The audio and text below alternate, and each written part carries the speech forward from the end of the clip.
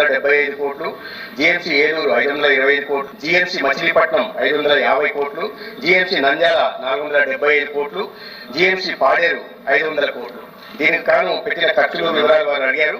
GMC విజయనగరంకి 500 కోట్లు ఖర్చు పెట్టాల్సి ఉండగా 147 కోట్ల 56 లక్షలు ఖర్చు పెట్టడం జరిగింది. జిఎంసీ రాజమండ్రి కళాశాలకి 475 కోట్లు ఖర్చు పెట్టాల్సి ఉండగా 99.99 కోట్ల 96 లక్షలు ఖర్చు పెట్టడం జరిగింది.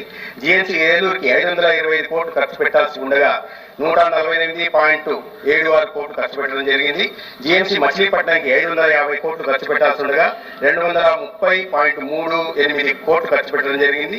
జిఎంసీ నంద్యాలకి 475 కోట్లు ఖర్చు పెట్టాల్సి ఉండగా 95 కోట్ల 27 లక్షలు ఖర్చు పెట్టడం జరిగింది.